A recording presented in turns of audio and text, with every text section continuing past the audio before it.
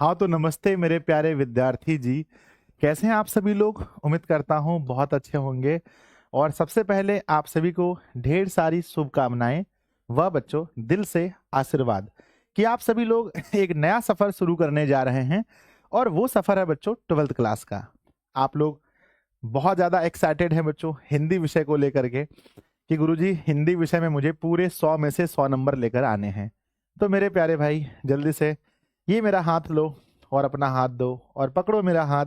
और जल्दी जल्दी से बच्चों इस सफर में आ जाओ आ जाओ आ जाओ सब लोग। और आज से बच्चों इस सफर की हम लोग शुरुआत करने जा रहे हैं। तो मेरे प्यारे विद्यार्थी जी आप सभी को good evening good evening good evening.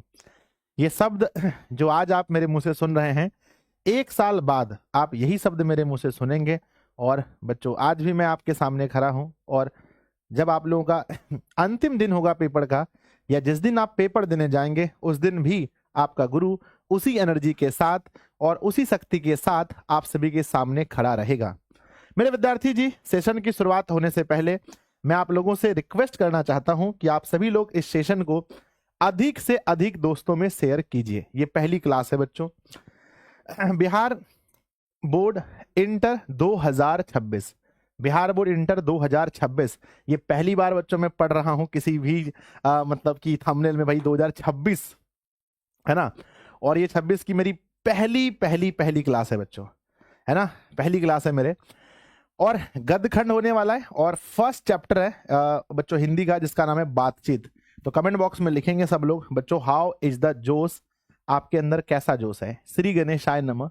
Ganesh ji का आशीर्वाद बहुत बहुत बहुत जरूरी है भाई, गणेश जी का आशीर्वाद बहुत जरूरी है। प्यारा सा मोटिवेशन है प्यारा सा मोटिवेशन है। अपने लक्ष्य के लिए जोशीले और जुनूनी बनिए, ठीक है ना। आपका लक्ष्य क्या है याद है आपको? बताओ बताओ बताओ। आपका लक्ष्य है ड्रीम 450 प्लस, है ना। ड्रीम 450 प्लस आपका लक्ष्य है। अपने लक्ष्य के लिए बच्चों जोशीले बनिए, आपके अंदर जोश होना चाहिए। विश्वास रखिए परिश्रम का फल सफलता ही है।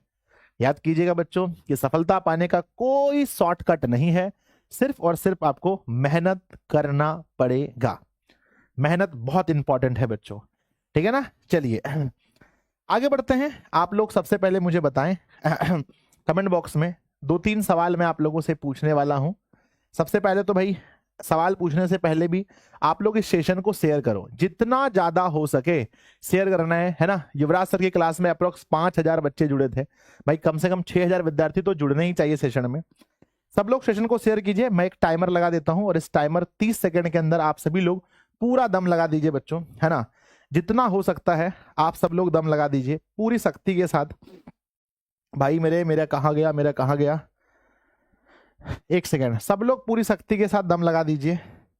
कहाँ गए? अच्छा मैंने कुछ भेजा था, मेरे फोन में कुछ था, मैं आप लोगों को कुछ दिखाने वाला था। सब लोग पूरा, और एक नीचे पोल हुआ है बच्चों, पोल का भी जवाब आप लोग दे दीजिएगा जल्दी से। सब लोग बच्चों एक प्यारा सा पोल हुआ है, उस पोल का भी जवाब देंगे। मैं आप लोगों को कुछ दिखाना चाहता हूं, ठीक है ना। सब लोग बच्चों पोल का जवाब देना, नीचे एक पोल हुआ है, फटाफट बहुत तेजी में। यस भाई यस यस यस। जितने विद्यार्थी जी हैं एक बार पोल का भी जवाब दीजिएगा, ठीक है। मैं तब तक इसको सेव करता हूं, ठीक है ना। अरे क्या हो गया? हाँ चलो भाई ये सेव हो रहा है और मैं आप लोगों को कुछ दिखाने वाला हूं और आज से सफर स्टार्ट ही हो रहा है, ठीक है। लो भाई, है ना। ये क्या हो गया? हाँ लीजिए मैं कुछ दिखाने वाला हूं, तब तक आप लोग सब लोग इस सेशन को शेयर कीजिएगा बहुत शक्ति के साथ, बहुत जुनून के साथ। चलो सब लोग पोल करेंगे बच्चों, प्लीज प्लीज प्लीज जितने विद्यार्थी जी हैं आ जाओ आ जाओ शेयर कर दिया। अब आप लोग मुझे बताइए कि किस स्ट्रीम से आप लोग हैं बच्चों, आपका स्ट्रीम कौन सा है, किस स्ट्रीम से आप हैं। पहली क्लास है, फर्स्ट क्लास है, जल्दी से बताओ आप लोगों का कौन सा स्ट्रीम है। चलो आना आना स्टार्ट हो गया भाई। सर मैथ वाले, साइंस वाले, सॉरी माफ करना बच्चों, साइंस वाले, कॉमर्स वाले, आर्ट्स वाले, सब लोग नीचे लिख रहे हैं भाई, अपने अपने स्ट्रीम का पावर दिखा रहे हैं। कोई साइंस से है, कोई आर्ट्स से है कि नहीं है? फटाफट। बहुत सुंदर बहुत सुंदर, है ना बच्चों। चाहे आप साइंस से हो, चाहे आप साइंस से हो, चाहे आप साइंस से हो, चाहे आप कॉमर्स से हो, या मेरे विद्यार्थी जी चाहे आप किससे हो, आर्ट से हो, आप किसी भी सेक्शन से हो, अपनी अपनी कॉपी में सब लोग लिखेंगे बच्चों आपका ड्रीम क्या होना चाहिए। सब लोग लिखेंगे कि सर ड्रीम 450 प्लस होना चाहिए। और हिंदी विषय में बच्चों, हिंदी विषय में लिखिएगा 100 आउट ऑफ 100 बच्चों, 100 आउट ऑफ 100 इस बार देखो 100% आपका होना चाहिए हिंदी विषय में, 100 में से 100 नंबर। आपके आसपास के भैया दीदी ने एग्जाम दिया था, आपने पता क्या होगा हिंदी का पेपर कैसा रहा बच्चों, बताओ हिंदी का पेपर कैसा रहा था। अपने आसपास के भैया दीदी से पूछिएगा कि हिंदी का पेपर कैसा था बच्चों, है ना, हिंदी का पेपर उनका कैसा रहा। सब लोगों का जवाब आएगा कि भाई मेरे नंबर तो सिर्फ हैंडराइटिंग में ही कट सकते हैं, है ना, नंबर तो हैंडराइटिंग में ही कट सकते हैं, क्योंकि 100% सवाल बच्चों पेपर में बने थे। आप पूछ के देखना कैसा रहा था, आप लोगों को पता भी होगा सर मस्त रहा था, अच्छा रहा था। सबका हिंदी बहुत बहुत बहुत अच्छा रहा था बच्चों, बहुत सुंदर, बहुत अच्छा रहा था। एक विद्यार्थी जी कह रहे गुरुजी बहुत बेकार रहा था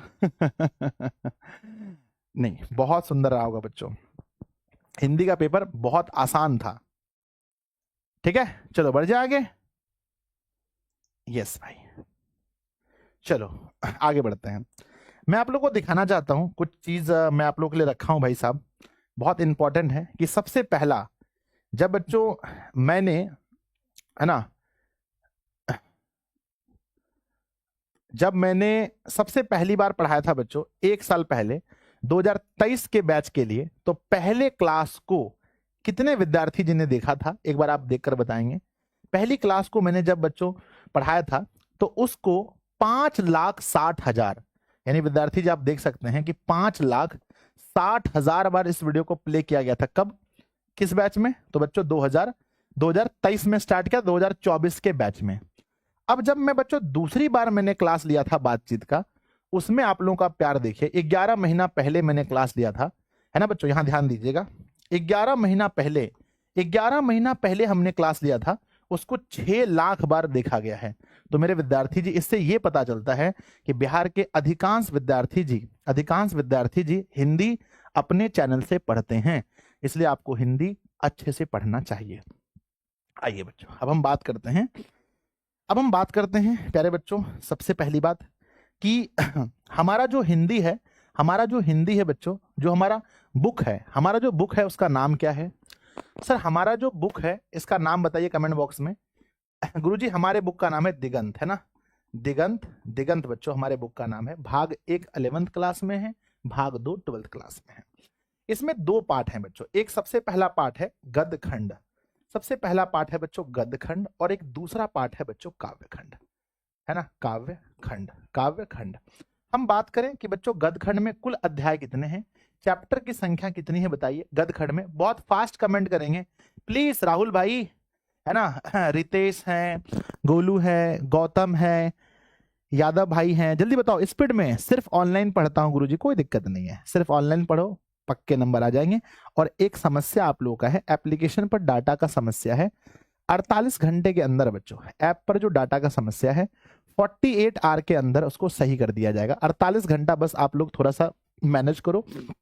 48 घंटे में दिशा ऑनलाइन क्लासेस के ऐप पर जो वीडियोस देखने में आपके ज्यादा एमबी खर्च हो रहा है उसको ठीक कर दिया जाएगा 48 घंटे के अंदर में। आ जाओ, तो मेरे विद्यार्थी जी गद्यखंड में अगर हम लोग देखें तो टोटल चैप्टर्स की संख्या गद्यखंड में 13 है और बच्चों काव्यखंड में 13 चैप्टर्स हैं, ठीक है ना। मेरे बच्चे किसी एक चैप्टर को हम लोग कितने दिन में समाप्त करेंगे बताओ। तो सबसे पहला हमारा होगा लेखक परिचय, सबसे पहला बच्चों लेखक परिचय होगा। नंबर दूसरा बताओ क्या है बच्चों, नंबर दूसरा पाठ आपको समझाएंगे, पाठ बच्चों पढ़ाया जाएगा। नंबर तीसरा पाठ पढ़ाया जाएगा। और नंबर तीसरा में क्या होगा बच्चों, नंबर तीसरा में प्रश्नोत्तर होगा बच्चों, नंबर तीसरा में प्रश्नोत्तर। तो मिनिमम हम बात करें तो हर एक बच्चों चैप्टर को हम लोग 3 लेक्चर में कवर करने वाले हैं। तो आज हमारा सबसे पहला प्यारा सा चैप्टर है जिसका नाम है बच्चों बातचीत के लेखक परिचय को हम शुरू कर रहे हैं। बहुत ध्यान से अगर आप लोग सुनने के लिए तैयार हैं, है ना, क्योंकि बच्चों लेखक परिचय से सवाल बनते हैं। तो क्या आप सभी लोग सुनने के लिए तैयार हैं? तो एक प्यारा सा दिल बनाकर भेजिए सर बातचीत स्टार्ट कीजिए। मेरे बच्चे हिंदी विषय में अगर आप 100 में से 100 नंबर 100 में से 100 नंबर लाना चाहते हैं तो प्यार से एकदम चुपचाप पढ़िए बच्चों, ठीक है, कोई सवाल जवाब नहीं। अच्छा, हमारी जो स्ट्रेटजी होगी बच्चों वो कैसी होगी बताओ। नंबर 1 चैप्टर बच्चों, एक चैप्टर हम लोग पढ़ेंगे गद्यखंड का, तो दूसरा फिर क्लास किसका पढ़ेंगे बताओ। एक चैप्टर गद्यखंड का, तो दूसरा चैप्टर कहां से होगा बताओ कमेंट बॉक्स में। क्या हम लोग दूसरा चैप्टर भी गद्यखंड से शुरू करेंगे या दूसरा चैप्टर काव्यखंड से शुरू करेंगे? सर दूसरा चैप्टर काव्यखंड से शुरू करेंगे, है ना। हर चीज को लेकर चलेंगे, हर चीज को लेकर चलेंगे। ऐसा नहीं कि गद्यखंड गद्यखंड पढ़ रहे हैं, नहीं बच्चों। एक चैप्टर गद्यखंड का, दूसरा चैप्टर काव्यखंड का, और तीसरा चैप्टर कहां से? क्या फिर से गद्यखंड? नहीं गुरुजी, फिर से गद्यखंड नहीं, तीसरा चैप्टर व्याकरण का। ऐसे पढ़ेंगे बच्चों, ऐसे पढ़ेंगे, ऐसे पढ़ेंगे हम लोग, है ना, कि पहला हो गया गद्यखंड, दूसरा हो गया काव्यखंड, फिर तीसरा हो गया व्याकरण, और फिर इसी पैटर्न को हम फॉलो करते चलेंगे। समझ गए मेरी बात को? यस। तो बच्चों जल्दी से मुझे बता दो, ये बैच है, आप लोगों ने एप्लीकेशन पर सारी क्लासेस हो रही हैं, आप लोगों ने परचेस कर लिया होगा मात्र 1500 रुपए देकर के, जिसमें 18% जीएसटी है, समझो तो फीस 1200 रुपए है। मात्र 1200 रुपए देकर के आप बिहार के किसी भी कोने में बैठकर या भारत के किसी भी कोने में बैठकर आप घर बैठे बच्चों साइंस की तैयारी, कॉमर्स की तैयारी या आर्ट्स की तैयारी कर सकते हैं, जैसे हजारों बच्चे कर रहे हैं। ऐप पर जाएंगे, यही बैच परचेस करना है, सिर्फ 1500 रुपए फीस है अभी आपके लिए। आप बच्चों अगर ये आपका रूटीन है, ये है साइंस का, फिजिक्स, केमिस्ट्री, बायोलॉजी, मैथ्स कल से स्टार्ट हो रहा है, हिंदी, इंग्लिश, उर्दू के ये रूटीन है, देख लेंगे। आर्ट्स वाले विद्यार्थी जी, आपकी भी फीस बच्चों एप्लीकेशन पर 1500 रुपए में ऑल सब्जेक्ट पढ़ेंगे आप, ऑल सब्जेक्ट। आपके रूटीन आप देख लीजिए, ये आपका रूटीन है, history, geography, polity, economics, home science, psychology, है ना, philosophy, Hindi, English, Urdu. Commerce के विद्यार्थी जी हैं, आपकी भी फीस बच्चों मात्र 1500 रुपए में सब कुछ है। आपकी रूटीन आप देख सकते हैं, ये आपका रूटीन है, अकाउंट्स है, बीएसटी है, एपीएस है, इकोनॉमिक्स है, हिंदी है, इंग्लिश है। मेरे बच्चे सबसे पहली बात अगर आपने देखा होगा तो बातचीत जो चैप्टर है, सबसे फर्स्ट वाला बातचीत चैप्टर, ये बच्चों इसके बारे में हम पढ़े होंगे कि ये जो पार्ट है ये बच्चों कोई कहानी है या कोई निबंध है, क्या है, लिखेंगे सबसे स्पीड में। बातचीत चैप्टर क्या है गुरुजी? बातचीत चैप्टर नंबर 1 सबको पता है कि यह एक निबंध है बच्चों। बातचीत चैप्टर एक निबंध है। अगर मैं पूछूं बच्चों कि बातचीत जो चैप्टर है इस पार्ट के लेखक कौन है बताओ। बातचीत चैप्टर के लेखक कौन है बच्चों? गुरुजी बातचीत चैप्टर के ना लेखक पता है आपको? तो बातचीत करते समय ना व्यक्ति हमेशा, मेरे गांव में एक व्यक्ति है ना, वो बात करते करते कहता है भट भट भट, है ना, कोई बात में गुस्सा होकर भट भट करता है। तो बच्चों बौसे बातचीत और बौसे बालकृष्ण भट्ट, तो याद रखना है, इसके जो लेखक होंगे उनका नाम है बालकृष्ण भट्ट बच्चों, है ना। बालकृष्ण भट्ट इसके लेखक या निबंधकार कह सकते हैं, निबंध है तो इसके निबंधकार बालकृष्ण भट्ट जी होंगे। आइए पढ़ते हैं बच्चों। सबसे पहली बात, सबसे फर्स्ट टाइम बच्चों की बालकृष्ण भट्ट जो है, इनका जन्म कब हुआ था याद रखना, 23 जून 1844 में। किसी भी हाल में याद कर लो फटाफट से बच्चों। निधन हुआ था 20 जुलाई 1914 ईस्वी को। भाई 44 में जन्म हुआ, 14 में मृत्यु, 44 में जन्म हुआ, 14 में मृत्यु, 44 में जन्म, 14 में मृत्यु। निवास स्थान इलाहाबाद उत्तर प्रदेश, इलाहाबाद उत्तर प्रदेश, याद हो गया। मम्मी का नाम पार्वती देवी, पापा का नाम बेनी प्रसाद भट्ट। मम्मी पार्वती देवी, पापा बेनी प्रसाद भट्ट। कहते हैं पिता एक व्यापारी थे। एग्जाम में क्वेश्चन आता है बालकृष्ण भट्ट के पिताजी क्या थे? कहना एक व्यापारी थे। माता एक सुसंस्कृत महिला, जिन्होंने बालकृष्ण भट्ट के मन में अध्ययन को रुचि एवं लालसा जगाई। एग्जाम में सवाल पूछा जाएगा कि बालकृष्ण भट्ट के अंदर बच्चों पढ़ने की जिज्ञासा किसने जगाई? ऑप्शन ए उनके पापा ने, ऑप्शन बी उनके भाई ने, ऑप्शन सी उनकी माता ने, ऑप्शन डी उनकी पत्नी ने। प्लीज बताओ कि बालकृष्ण भट्ट के अंदर बच्चों पढ़ने की जिज्ञासा किसने जगाई? गुरुजी पढ़ने की जिज्ञासा ना उनके मम्मी ने जगाई, मम्मी ने, ठीक है ना। चलो, तो मेरे विद्यार्थी जी अगर आपको लगता है कि पहले पेज से आप कोई भी क्वेश्चन बता सकते हो तो प्लीज प्लीज प्लीज एक बार दिल बनाकर भेजना। गुरुजी पूछ लो पूछ लो पूछ लो। अच्छा मैं पूछता हूँ, आ जाओ। बताओ बच्चों कि बालकृष्ण भट्ट का जन्म कब हुआ? अगर आपसे पूछा जाए तो गुरुजी हम तो याद कर लिए 1844। अरे भाई बालकृष्ण भट्ट की मृत्यु कब हुई बताओ। सर जी हमने तो याद कर लिया 1914। अच्छा ये बताओ कि जन्म कहाँ हुआ, जन्म कहाँ हुआ। गुरुजी हमने तो याद कर लिया इलाहाबाद उत्तर प्रदेश, इलाहाबाद, इलाहाबाद यूपी बच्चों, उत्तर प्रदेश। अच्छा ये बताओ बालकृष्ण भट्ट की माता कौन थी। सर जी माता हमने याद कर लिया पार्वती देवी। अच्छा पार्वती देवी है ना। पिताजी का नाम बताओ, बालकृष्ण भट्ट के पिताजी कौन थे। सर थोड़ा बहुत याद आ रहा है कि बालकृष्ण भट्ट के पिताजी का नाम बेनी प्रसाद भट्ट था। क्या था बच्चों, बेनी प्रसाद भट्ट है ना, बेनी प्रसाद भट्ट, बेनी प्रसाद भट्ट। बच्चों उनके पापा जी कौन सा काम करते थे। पिता का व्यापार कौन ना, पिता का काम क्या था, वो एक व्यापारी थे। ये बताओ कि उनके अंदर पढ़ने की, अध्ययन की जिज्ञासा किसने जगाई। तो अध्ययन की जिज्ञासा बच्चों, अध्ययन की जिज्ञासा उनके अंदर किसने जगाई। गुरुजी पढ़ने की जो जिज्ञासा है, जिज्ञासा है वो उनकी मम्मी जी ने। तो ऐसे बच्चों याद होता है, जब हम पढ़ते हैं एक चीजों को तो एक बार दो बार पढ़ने से चीजें याद हो जाती हैं। बढ़ जाए आगे, बोलो यस लिखकर भेजो फटाफट। गुरुजी पहला पेज तो याद कर लिए हम लोग और बच्चों याद करना है, ऐसा नहीं कि छोड़ देना है। चलो बहुत सुंदर, एक बार सब लोग सेशन को लाइक कर दो। 5000 विद्यार्थी जी पढ़ रहे हैं तो सेशन को लाइक भी 5000 बच्चे जी करेंगे। सब लोग सेशन को लाइक कर दो फटाफट से। यस आगे बढ़ते हैं। नेक्स्ट हमारा दूसरा पेज कह रहा है, दूसरा पेज कह रहा है बच्चों ध्यान देना, इंपॉर्टेंट है। कहते हैं कि प्रारंभ में संस्कृत का अध्ययन, बच्चों एग्जाम में पूछा जाएगा बालकृष्ण भट्ट स्टार्टिंग में कौन से विषय को पढ़ रहे थे, कहना संस्कृत को। 1867 में प्रयाग के मिशन स्कूल से एंट्रांस की परीक्षा दी थी। बच्चों एंट्रांस एग्जाम होता है ना, जैसे हम आईटीआई के लिए एंट्रांस देते हैं, पॉलिटेक्निक के लिए एंट्रांस देते हैं, है ना। हम लोग बच्चों डॉक्टर बनने के लिए एग्जाम देते हैं एंट्रांस का। तो पूछा जाएगा कि 1867 में प्रयाग के मिशन स्कूल में एंट्रांस की एग्जाम दी, तो पहला एंट्रांस एग्जाम बच्चों बालकृष्ण भट्ट ने कब दिया था, कहना 1867 में। वृत्ति बच्चों यानी इन्होंने क्या क्या कार्य किए हैं। 1869 से लेकर के 1875 यानी कि टोटल 6 साल तक प्रयाग के मिशन स्कूल में अध्यापन किया, यानी कि टीचर रहे।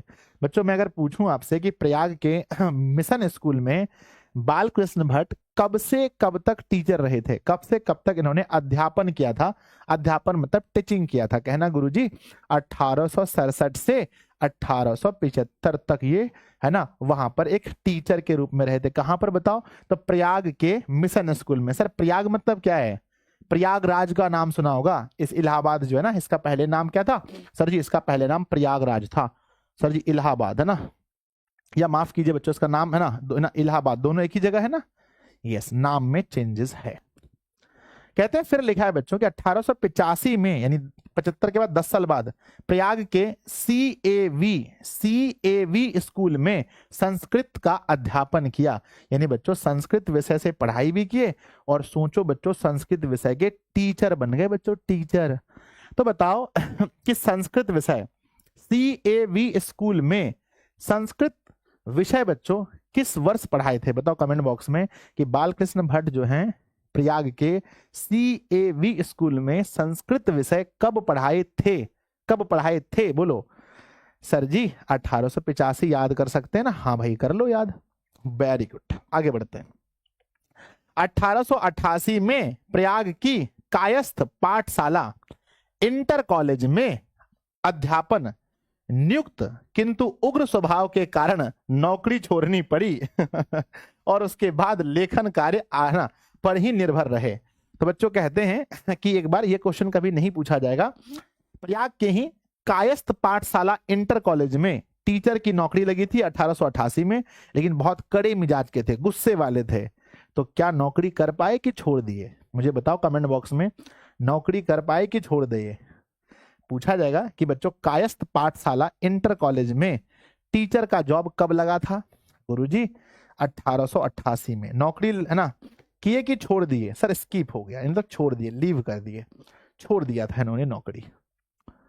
तो बच्चों ये डाटा अगर आपको याद हो गया, आपका दिमाग कह रहा है कि भाई आज से संजय सर पहली क्लास में इतना डाटा याद करवा रहे हैं, डाटा याद हो गया तो दिल बनाकर भेजो। सर पूछोगे, हाँ भाई मैं तो पूछता ही हूं। सर पूछो, बताओ भाई कि बालकृष्ण भट्ट ने किस विषय से प्रारंभ किया था अपनी शिक्षा? किस विषय से अपनी शिक्षा की प्रारंभ की थी? बालकृष्ण भट्ट ने किस विषय से प्रारंभ की थी शिक्षा? गुरुजी संस्कृत विषय से की थी। अच्छा, पहली बार इन्होंने बच्चों अध्यापन का कार्य कब से कब तक किया? अध्यापन का कार्य कब से कब तक किया? अच्छा, ये तो 1869 से 1875 तक बच्चों अध्यापन का काम किया पहली बार बच्चों। कहां पर? तो वो भी प्रयाग के मिशन स्कूल में, है ना, प्रयाग के मिशन स्कूल में, प्रयाग के मिशन स्कूल में बच्चों दूसरी बार अध्यापन काम, है ना, अध्यापन दूसरी बार बच्चों अध्यापन कह सकते हैं। वो कब किया? बताओ अध्यापन, है ना, किस विषय को? संस्कृत विषय में। संस्कृत विषय दूसरी बार अध्यापन कब किया? गुरुजी दूसरी बार अध्यापन किया 1888 यानी 1885 ईस्वी में। अच्छा, नेक्स्ट बताओ मेरे विद्यार्थी जी, है ना, तीसरी बार अगर मैं पूछूं बच्चों, तीसरी बार जो थे शिक्षक कहाँ के बने थे? अध्यापक कहाँ के बने जहां नौकरी छोड़ दी बच्चों? अध्यापक, है ना, अध्यापक की नौकरी बच्चों कब छोड़नी पड़ी? तो कहते हैं गुरुजी ये तो 1888 की घटना है जहां इन्हें नौकरी छोड़नी पड़ गई थी, है ना। तो 1888 में नौकरी छोड़नी पड़ गई थी बच्चों। बढ़ जाए आगे, हाँ या ना बताओ? आगे बढ़ जाएं? यस सर, आगे बढ़ते हैं, लीजिए। नेक्स्ट हमारा क्या है? विशेष परिस्थिति बच्चों। विशेष परिस्थिति क्या आई कि बच्चों पिता के निधन, है ना, पिता के निधनों उपरांत यानी निधन के बाद पैतृक व्यापार संभालने के नाम पर गृह कलह, है ना, गृह कलह का सामना बच्चों होता है ना अक्सर कि जैसे पापा मर जाते हैं तो पापा का बिजनेस कौन संभालेंगे, इसमें भाइयों में लड़ाई होती है। बोलो हाँ या ना, बोलो ऐसा होता है ना? हाँ गुरुजी ऐसा होता है। तो बच्चों देखो यही हुआ था इनके घर में कि भाइयों में लड़ाई हो गई थी ना, पापा का बिजनेस संभालने के चक्कर में भाइयों में लड़ाई हो गई थी। कहते पैतृक घर छोड़कर घोर आर्थिक संकट से जूझते हुए, यानी पैसे की ऐसी किल्लत की मत पूछो, हिम्मत से काम लिया और साहित्य के प्रति समर्पित रहे। यहाँ कुछ बच्चों ज्यादा कुछ है नहीं, है ना। तो बच्चों पिताजी के मरने के बाद किस वजह से कलह रहा? बताओ किस वजह से घर में परिवार में कलह रहा? तो कहना गुरुजी कलह रहने का कारण था पैतृक व्यापार, यानी कि जो बाप का बिजनेस था वही घर में लड़ाई का कारण रहा। तो बच्चों पापा के मरने के बाद बालकृष्ण भट्ट के घर में लड़ाई का कारण क्या रहा था? कमेंट बॉक्स में बता सकते हैं। सर लड़ाई का कारण, झगड़े का कारण, है ना, क्या था? पैतृक व्यापार था। पैतृक व्यापार का मतलब है बच्चों जो व्यापार पापा से मिला हो, पैतृक व्यापार। नेक्स्ट हम लोग देखते हैं बच्चों, है ना, नेक्स्ट लिखा गया है कि रचनात्मक संक्रिया भारतेंदु हरिश्चंद्र की प्रेरणा से हिंदी वर्धनी सभा प्रयाग की ओर से 1875 में हिंदी प्रदीप नामक मासिक पत्र निकालना आरंभ किया। बच्चों मोस्ट इंपॉर्टेंट है, सब लोग स्टार लगा लीजिए इस क्वेश्चन में मेरे विद्यार्थी जी। सबसे पहली बात है कि अपने प्रेरक किसे मानते थे, किससे अपनी प्रेरणा लेते थे? बालकृष्ण भट्ट अपना प्रेरक किसे मानते थे? बताओ कमेंट बॉक्स में। सर भारतेंदु हरिश्चंद्र को। किसको मानते थे? भारतेंदु हरिश्चंद्र को। बच्चों मासिक पत्रिका हिंदी प्रदीप का प्रकाशन कब हुआ था? मासिक पत्रिका हिंदी प्रदीप का प्रकाशन कब हुआ था? गुरुजी वर्ष 1867, माफ कीजिए 77 में, वर्ष 1877 में। इसे 33 वर्षों तक चलाते रहे। इसमें नियमित रूप से सामाजिक, साहित्यिक, नैतिक, राजनीतिक विषयों पर निबंध लिखते रहे। मेरे बच्चे हिंदी प्रदीप को बालकृष्ण भट्ट ने कितने वर्षों तक चलाया था? एग्जाम में पूछा जाएगा। क्या लिखेंगे बताओ? हिंदी प्रदीप को बालकृष्ण भट्ट ने कितने वर्षों तक चलाया था? कमेंट बॉक्स में लिख दीजिएगा तो बहुत बड़ा भलाई होगा, भगवान आपका भला करेगा। यस, आगे लिखा है मेरे विद्यार्थी जी, आगे लिखा गया है 1881 में वेदों की युक्तिपूर्ण समीक्षा की। वेदों की समीक्षा बालकृष्ण भट्ट ने कब की थी? वेदों की समीक्षा बालकृष्ण भट्ट ने कब की थी? 1881 में। 1866 में लाला श्रीनिवास दास के संयोगिता स्वयंवर की कठोर आलोचना की। जीवन के अंतिम दिनों में हिंदी शब्दकोश के संपादन के लिए श्याम सुंदर दास द्वारा काशी आमंत्रित, किंतु अच्छा व्यवहार न होने पर अलग हो गए। मेरे विद्यार्थी जी, यहां से और कुछ भी नहीं पूछा जाएगा, बस पढ़ने का था तो हम पढ़ लिए। बस एक क्वेश्चन आपको याद रखना है कि वेदों की युक्तिपूर्ण समीक्षा बालकृष्ण भट्ट ने कब की थी? बताइए विद्यार्थी जी, वेदों की नियुक्तिपूर्ण समीक्षा बालकृष्ण भट्ट ने कब की थी? तो कमेंट बॉक्स में कोई लिख दीजिएगा तो भगवान आपका भला करे, जल्दी से। गुरुजी जल्दी लिखेंगे, फटाफट से लिखो, फटाफट से जल्दी से। यस, हमारा आंसर होगा 1881। नेक्स्ट मेरे बच्चे, उनके कुछ महत्वपूर्ण उपन्यास हैं। अच्छा, मैंने रेड क्यों किया है बताओ? जिस जिस को मैंने रेड किया है वो रेड बच्चों बहुत इंपॉर्टेंट है। जितना भी मैंने रेड किया है वही एग्जाम में पूछा जाएगा, बाकी सब सिर्फ देखने लायक है, पर पढ़ लो, पूछा वही जाएगा। प्रमुख रचनाएं बच्चों, बालकृष्ण भट्ट के उपन्यास कौन कौन से हैं? ध्यान दीजिएगा। सबसे पहला उपन्यास का नाम बताइए। रहस्य कथा आएगा परीक्षा में? नहीं आएगा। नूतन ब्रह्मचारी आएगा? एकदम आएगा, 100% आएगा। सर 100 आजान 1 सुजान आएगा? बिल्कुल आएगा। तो ये क्वेश्चन आएगा, ये क्वेश्चन आएगा। नेक्स्ट बच्चों, है ना, गुप्तवेरी, है ना, रसातल यात्रा, उचित दक्षिणा, हमारी घड़ी, सद्भावना का अभाव। क्या हमें इतना पढ़ना है कि सिर्फ 2 पढ़ना है? बोलो सर, आप तो आसान बना दिए सर। सिर्फ और सिर्फ 2 बच्चों, सिर्फ और सिर्फ 2। चौथी साल बच्चों पढ़ा रहे हैं हिंदी। 3 बार यूट्यूब पर पूरा हिंदी पढ़ाने वाला मास्टर है रे। क्या बार पढ़ा दिए बताओ? 3 बार यूट्यूब पर हिंदी पढ़ा दिए हैं। ये चौथी साल हिंदी पढ़ा रहे हैं, चौथा बार हमारा हिंदी हो रहा है। सिर्फ 2 पढ़ना है। सब पता है कि क्या पूछा जाएगा क्या नहीं पूछा जाएगा। कौन कौन से नाटक हैं इनके? उपन्यास तो हमने देखा बच्चों कि 2 उपन्यास पढ़ना है, नूतन ब्रह्मचारी और 100 अजान 1 सुजान। हमने पूरा दे दिया है, हमने पूरा दे दिया है। अगर यहां से भी पूछा गया तो बना लेना, लेकिन 2 ही इंपॉर्टेंट है। अब नाटक में बच्चों एक है जो आपको याद करना है, जिसका नाम है पद्मावती। पद्मावती नाटक है इनका। किरातला, है ना, तलार्जुनीय, वेनी संहार, शिशुपाल का वध, नल दमयंती या दमयंती स्वयंवर। हाँ, इसको थोड़ा सा घेरा लगा लेना बच्चों, आता है एग्जाम में, ठीक है ना। तो एक यहां होगा, दूसरा यहां हो गया, तीसरा शिक्षा दान, चंद्रसेन, सीता वनवास, पतित पंचम, मेघनाद वध, कट्टर सूम की एक नकल, वृहनल्ला, है ना, इंग्लैंडेश्वरी और भारत जननी, भारतवर्ष और कली। बच्चों नहीं इंपॉर्टेंट है, इंपॉर्टेंट है रेल का विकट खेल, ये हुआ तीसरा।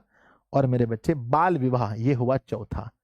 तो कितने ऐसे नाटक हैं जो आपको याद करने हैं? एक बार कमेंट बॉक्स में लिखिए, कितने ऐसे नाटक हैं जो आपको याद करने हैं? कमेंट बॉक्स में लिखिएगा। गुरुजी मजा आ गया, क्या हुआ? गुरुजी 4 नाटक याद करने हैं। कितने? 4। ये 4 नाटक आपको लिख के याद करने भैया। पद्मावती, दमयंती स्वयंवर, रेल का विकट खेल, बाल विवाह। 4 में आ जाएगा सर, 100% आ जाएगा, टेंशन नहीं लीजिए। अगला क्वेश्चन देखिए, अगला इंपॉर्टेंट बात है बच्चों की निबंध। 1000 के आसपास निबंध जिसमें 100 से ऊपर बहुत महत्वपूर्ण है। मेरे बच्चे एग्जाम में क्वेश्चन पूछा जाएगा, बालकृष्ण भट्ट ने कुल कितने निबंध लिखे हैं? अरे बताइए भैया, गुस्सा मत कीजिए, बताइए कुल निबंध कितने लिखे हैं? तो गुरुजी बालकृष्ण भट्ट ने कुल निबंध लिखे हैं लगभग 1000, लगभग 1000। इसमें अति महत्वपूर्ण कितने हैं बताओ? महत्वपूर्ण, इसमें अति महत्वपूर्ण अगर देखा जाए, है ना, महत्वपूर्ण मत बोलो, मत बोलो, मत बोलो, अति महत्वपूर्ण बोलो। अति महत्वपूर्ण कितने हैं? तो बच्चों महत्वपूर्ण कितने हैं? 100, लगभग 100 से ऊपर, 100 प्लस महत्वपूर्ण है। और कहते हैं बच्चों कि भट्ट निबंध माला के नाम से 2 खंडों में संग्रहित है। जितने भी इनके निबंध हैं वो किस नाम से प्रकाशित हैं बच्चों? बताओ, किस नाम से संग्रहित हैं? जितने भी निबंध हैं वो किस नाम से संग्रहित हैं?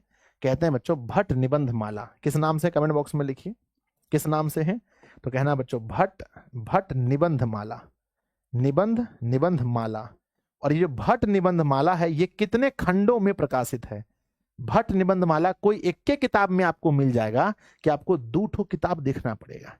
तो कहते हैं सर भट्ट निबंध माला भी जो है ना भाग 1, यानी इसमें भी जैसे होता है ना दिगंध भाग 1, इसका भी भाग 1, भाग 1 नहीं होता, कोई गणित का किताब बहुत मोटा होता है, पार्ट 1 पार्ट 2 निकाल देते हैं, तो यहाँ पर बच्चों भाग 1 है और भाग 2 है। तो याद रखिएगा कि भट्ट निबंध माला जो है ये कुल और कुल बच्चों 2 खंडों में संग्रहित है। हो गया? तो प्यारा सा दिल भेजिए सर, एक भी क्वेश्चन नहीं छोड़ेंगे गुरुजी। लीजिए हमारा ये प्यारा सा दिल आपके लिए धड़क रहा है। नेक्स्ट है बच्चों, याद रखिएगा कुछ कुछ इंपॉर्टेंट बातें मैं बता रहा हूं कि बालकृष्ण भट्ट आधुनिक हिंदी गद्य के हिंदी निर्माताओं और उन्नायक रचनाओं में से एक हैं। वे भारतेंदु युग के प्रमुख साहित्यकारों में से एक हैं। पूछा जाएगा बालकृष्ण भट्ट किस युग के हैं, तो आप क्या बताएंगे? सर अभी आप पढ़ाए ना, भारतेंदु युग को बताएंगे। नेक्स्ट, वे हिंदी के प्रारंभिक युग के प्रमुख और महान पत्रकार हैं। बच्चों क्या क्या हैं? सर 1 नंबर पत्रकार हैं, नंबर 2 निबंधकार हैं, नंबर 3 हिंदी को आधुनिक आलोचना के प्रवर्तक में अग्रणी हैं, और बच्चों एक आलोचक भी कह सकते हैं। एग्जाम में क्वेश्चन आएगा बालकृष्ण भट्ट हैं ऑप्शन ए निबंधकार, ऑप्शन बी पत्रकार, ऑप्शन सी आलोचना है ना आलोचक, और ऑप्शन डी इनमें से सभी। तो बच्चों बताओ ऑप्शन कौन सा टिक मारोगे? सर जी क्या समझे हैं? हाँ क्या समझे हैं? बच्चा समझ लिए हम लोग को, ऑप्शन नंबर डी। अगला कहते हैं विद्यार्थी जी कहते हैं कि भारतेंदु युग के 2-3 प्रमुख साहित्यकारों में से एक हैं। भारतेंदु युग में 2-3 तो बहुत प्रमुख साहित्यकार हुए, उसमें से एक ये हैं।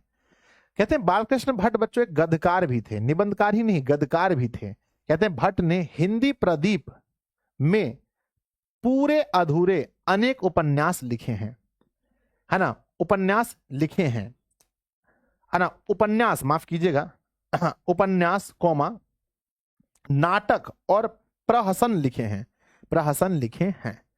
तो यहां से याद रखिएगा कि बालकृष्ण भट्ट निबंधकार के साथ साथ क्या है बताइए? बालकृष्ण भट्ट निबंधकार के साथ साथ क्या है? इसका आंसर कौन बताएगा? तो आप लोग लिखिएगा निबंधकार के साथ साथ और क्या है? तो निबंधकार के साथ साथ बच्चों कमेंट बॉक्स में लिखिएगा यहां पर कि और क्या है।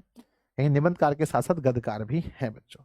नेक्स्ट लाइन उठ के आता है मेरे विद्यार्थी जी, उनकी प्रमुख रचनाएं कुछ और भी हैं, इसको यहां होना चाहिए था। इनकी प्रमुख रचनाएं कुछ और भी हैं बच्चों, जिनको शायद यहां नहीं कहाँ होना चाहिए था? इसके बाद, जस्ट इसके बाद यहां होना चाहिए था। इनकी प्रमुख रचनाएं कुछ और हैं। एक है बच्चों बाल विवाह, स्त्री शिक्षा, महिला स्वातंत्र्य, बहुत सारी रचनाएं दिए गए हैं, है ना। लेकिन बच्चों याद रखना है एक और पूछा जाएगा कि बाल विवाह के लेखक कौन है? बाल विवाह के लेखक कौन है? तो बताइए आंसर क्या लिखेंगे? बाल विवाह के लेखक बालकृष्ण भट्ट हैं। कहते हैं बच्चों विविध मनोभावों और भाषा साहित्य के विषयों पर भी खुलकर लिखा है। व्यक्तित्व व्यंजक, आत्मपरक, कलात्मक निबंध भी उन्होंने इतने लिखे हैं कि उनकी संख्या सैकड़ों में है। बच्चों एग्जाम में पूछा जाएगा कलात्मक निबंध उन्होंने कितने लिखे हैं? बालकृष्ण भट्ट ने कलात्मक निबंध कितने लिखे हैं? सर प्रसन्न क्या होता है? ये बच्चों जैसे कविता कहानी होता है ना, वैसा ही कुछ होता होगा, है ना। पूछा गया है कि बालकृष्ण भट्ट ने कलात्मक निबंध कितने लिखे हैं? तो कहना बच्चों सैकड़ों में। क्या लिखना? सैकड़ों में, यानी कि बच्चों आंसर रहेगा हजारों में, सैकड़ों में। तो आंसर लिखना है बच्चों कि सैकड़ों में लिखा है। अब नेक्स्ट हमें पढ़ना है इनके विषय में, बहुत प्यारा सा। कहते हैं कि आचार्य रामचंद्र शुक्ल ने, किसने? बताओ कमेंट बॉक्स में। आचार्य रामचंद्र शुक्ल ने निबंधकार के रूप में उन्होंने अंग्रेजी साहित्य के एडिशन एवं स्टील की श्रेणी में रखा है। तो बच्चों बताओ कि बालकृष्ण भट्ट की तुलना किससे हुई है? कमेंट बॉक्स में लिखिए बालकृष्ण भट्ट की तुलना किससे हुई है? कौन बताएगा? बालकृष्ण भट्ट की तुलना किससे हुई है? बालकृष्ण भट्ट की तुलना किससे हुई है? कोई बताएगा? यस गुरुजी। तो बालकृष्ण भट्ट की तुलना जो हुई है 2 व्यक्ति, एक का नाम है एडिशन, दूसरा है स्टील। तो लिखेंगे बच्चों एडिशन और स्टील से। क्या लिखेंगे? एडिशन और स्टील से, है ना, एडिशन और स्टील से। तो मेरे विद्यार्थी जी बालकृष्ण भट्ट की तुलना किससे हुई है? एडिशन और स्टील से। अब ये एडिशन और स्टील से इसकी तुलना किसने की है? बच्चों किसने तुलना की है? बताओ किसने तुलना की है? उस व्यक्ति का नाम बताइए किसने तुलना की है, किसने तुलना की है बच्चों, की है। तो उस व्यक्ति का नाम बताइए। तो कहते हैं आचार्य रामचंद्र शुक्ल ने। आंसर बताइएगा। आचार्य, है ना, आचार्य, आचार्य, आचार्य रामचंद्र शुक्ल ने, आचार्य रामचंद्र शुक्ल ने, है ना। तो आचार्य रामचंद्र शुक्ल ने तुलना की है किससे? तो बच्चों एडिशन और स्टील से। अब एक और व्यक्ति हैं जो इनकी बहुत बड़ाई करते हैं और लिखते हैं बालकृष्ण भट्ट जी के बारे में। लिखते हैं कि उनकी वास्तविक प्रतिभा एवं अध्ययनशील विद्वान और तीक्ष्ण बुद्धि आलोचक की है। रामविलास शर्मा कह रहे हैं कि उनकी वास्तविक प्रतिभा एक अध्ययनशील विद्वान और तीक्ष्ण बुद्धि आलोचक की है। तो बच्चों किसने बालकृष्ण भट्ट को तीक्ष्ण बुद्धि वाला कहा था? एग्जाम में क्वेश्चन पूछा जाएगा, किसने तीक्ष्ण बुद्धि वाला कहा था? किसने बच्चों, किसने बालकृष्ण भट्ट को, किसने बालकृष्ण भट्ट को, किसने बालकृष्ण भट्ट को तीक्ष्ण बुद्धि वाला कहा था? तीक्ष्ण बुद्धि वाला कहा था, कमेंट बॉक्स में लिखिए। बुद्धि वाला कहा था, वाला कहा था। एग्जाम में सवाल आते हैं तो आंसर क्या लिखेंगे? किसने कहा था बच्चों? तो आंसर कहेंगे राम विलास शर्मा ने। आर से राम, है ना, राम भी से विलास, एस से शर्मा, RWS, राम विलास शर्मा ने। आगे पढ़ के देखते हैं। विद्यार्थी जी कहते हैं उन्हें आधुनिक हिंदी आलोचना का जन्मदाता कहना अनुचित न होगा। आधुनिक हिंदी आलोचना का जन्मदाता, तो आधुनिक हिंदी आलोचना का जन्मदाता किसे कहा जाता है बताओ? आधुनिक हिंदी आलोचना का जन्मदाता, आलोचना का जन्मदाता किसे कहा जाता है? जन्मदाता किसे कहा जाता है? किसे कहा जाता है? मैं जो पूछ रहा हूं बच्चों, मेरे हर सवाल का जवाब देने का प्रयास कीजिएगा। तो हिंदी आलोचना का जन्मदाता किसे कहते हैं? आधुनिक हिंदी का, तो बालकृष्ण भट्ट को। और किसने कहा है? बालकृष्ण भट्ट को कहा जाता है। पर मैं सवाल पूछ रहा हूं भैया कि किसने कहा है? किसने कहा बताओ, किसने कहा? तो आंसर लिखेंगे कि हिंदी आधुनिक आलोचना का जन्मदाता कहा है किसने? तो बच्चों राम विलास शर्मा ने कहा है। किसने है? तो राम विलास शर्मा ने कहा है, रामविलास शर्मा ने कहा है।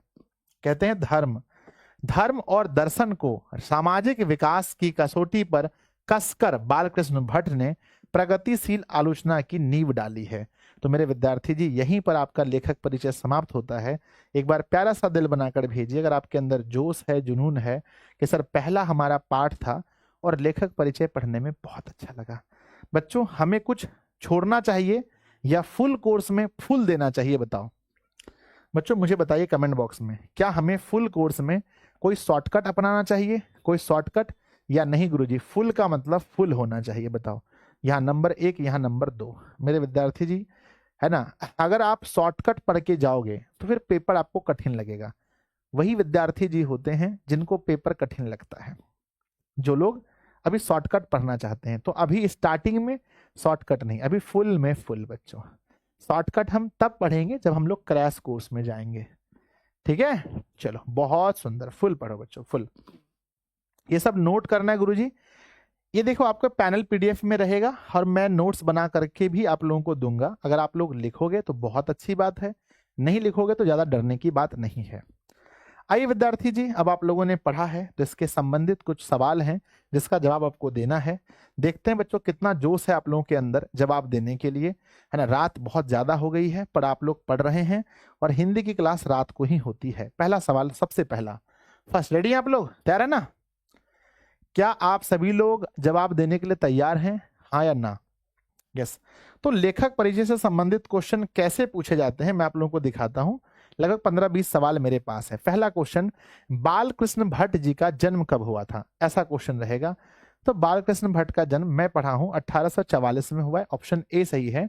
बालकृष्ण भट्ट का निधन कब हुआ था? जस्ट मैंने पढ़ाया है कि बालकृष्ण भट्ट का निधन कब हुआ है।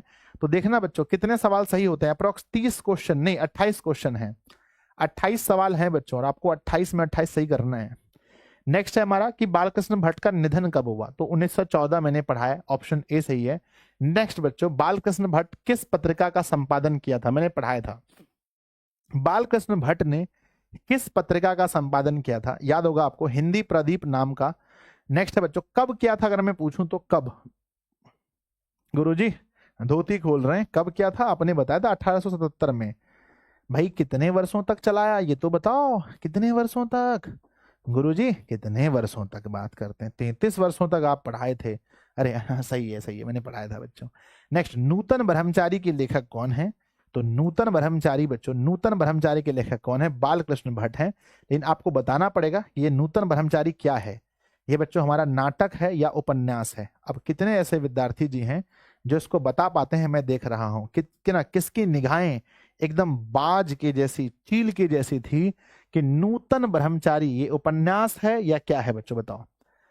नूतन ब्रह्मचारी कोई कहानी है, उपन्यास है, क्या है गुरुजी? नूतन ब्रह्मचारी जो है ना, जल्दी बताओ, नूतन ब्रह्मचारी क्या है? तो सर जी ये हमारा उपन्यास है। नूतन ब्रह्मचारी बच्चों उपन्यास है, उपन्यास ऑप्शन है ना, बिना ऑप्शन का था सवाल।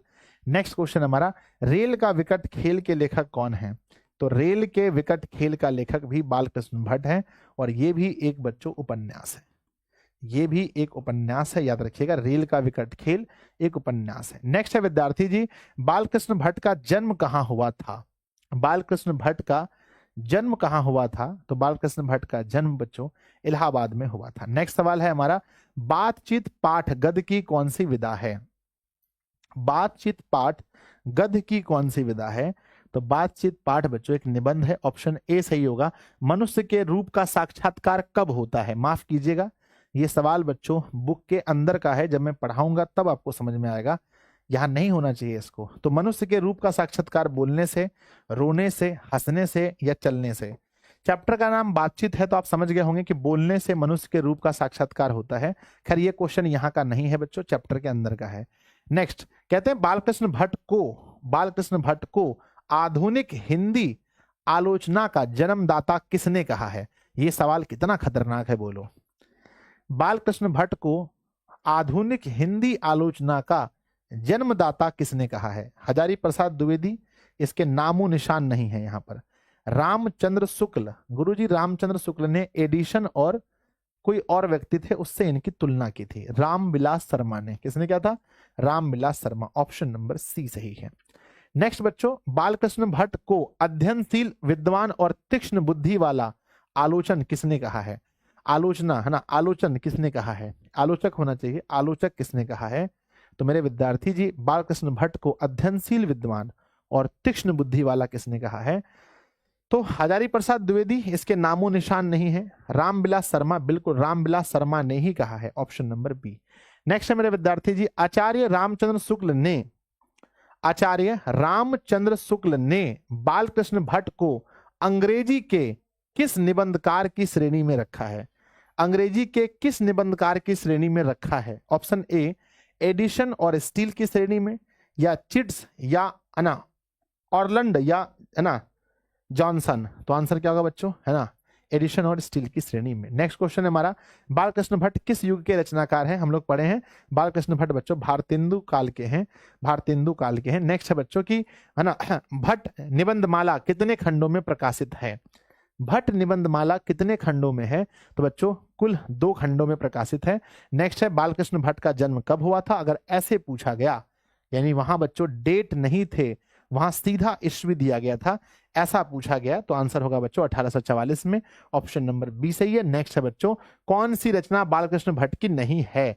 नूतन ब्रह्मचारी है, 100 अजान एक सुजान है ना सद्भाव का अभाव ये भी है, कौन सा नहीं है पूछा गया है, तो बच्चों परीक्षा गुरु ये बालकृष्ण भट्ट की रचना नहीं है बच्चों। नेक्स्ट क्वेश्चन है, बालकृष्ण भट्ट की रचना कौन सी है। रेल का विकट खेल बिल्कुल है, कछुआ का धर्म नहीं है, रेणुका नहीं है ना, प्राच्य विद्या नहीं है, तो ऑप्शन नंबर ए सही है। नेक्स्ट विद्यार्थी जी, बालकृष्ण भट्ट है ना, माफ कीजिए, बातचीत निबंध के निबंधकार कौन है। ये भी कोई क्वेश्चन है, इतना हल्का क्वेश्चन है ना, कि बातचीत निबंध के निबंधकार कौन है।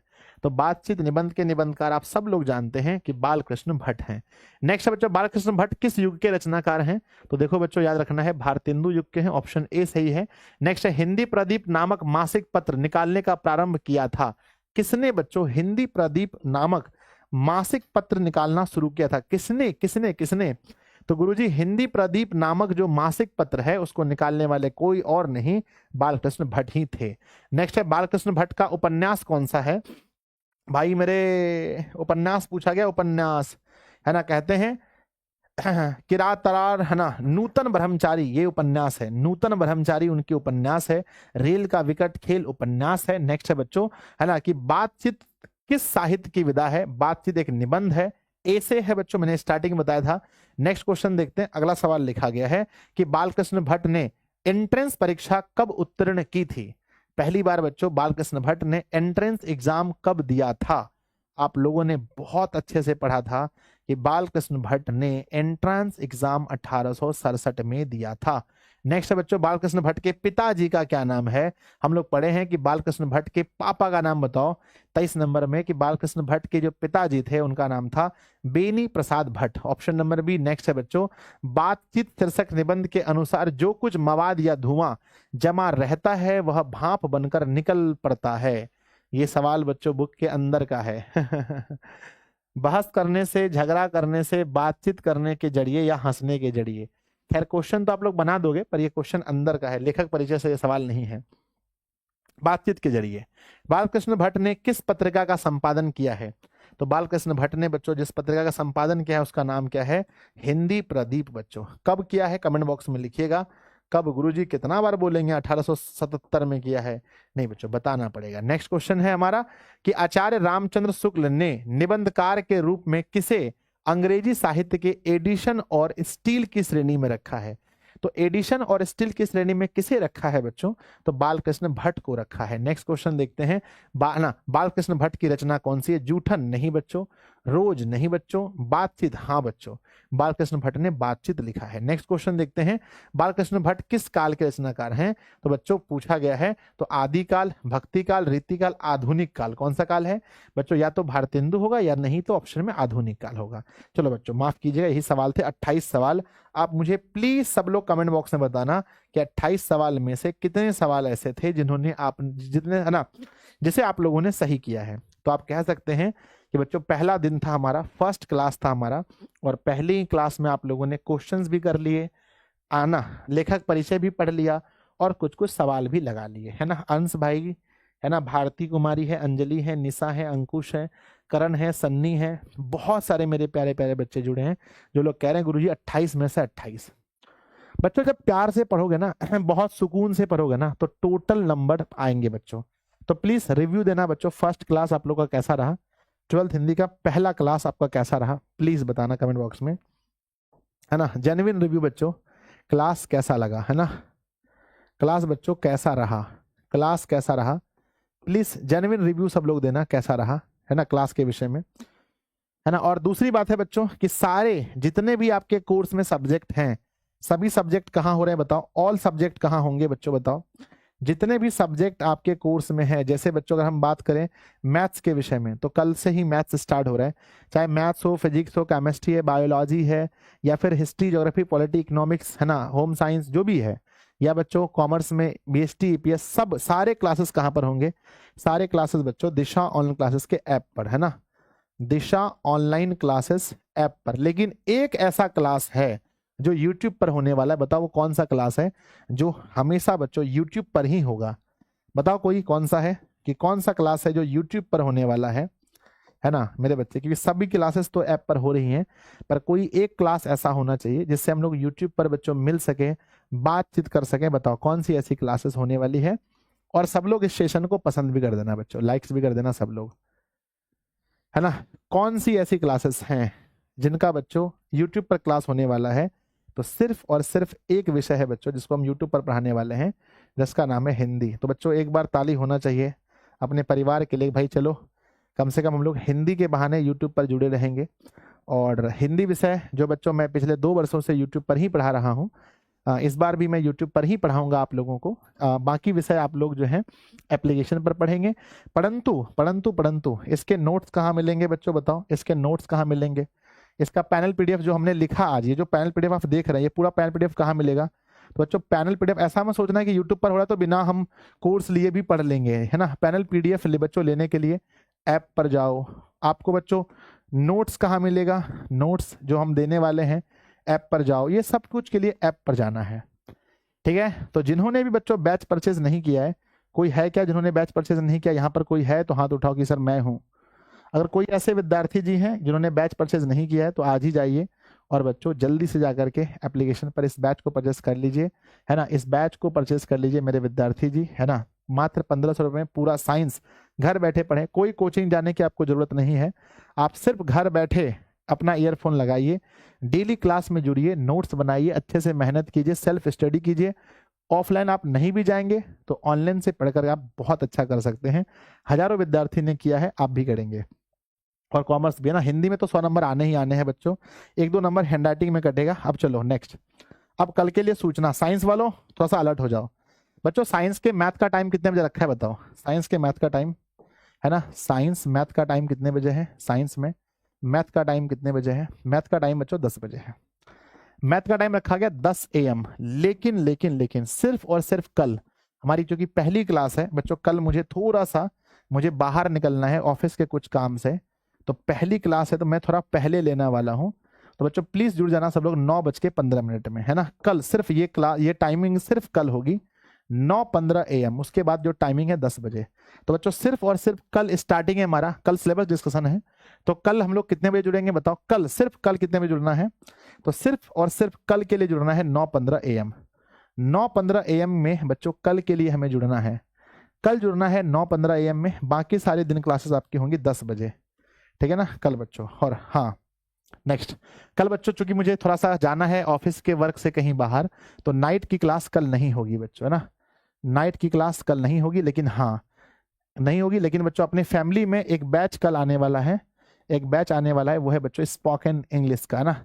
स्पोकन इंग्लिश का क्लास आने वाला है, स्पोकन इंग्लिश का क्लास आने वाला है। जो भी विद्यार्थी जी होंगे आपके यहाँ 10th वाले या 12th पास कर गए हैं, कल बच्चों मेरी क्लास नहीं है। कल हिंदी की क्लास रात में नहीं है, परसों से हम लोग कंटिन्यू पढ़ेंगे।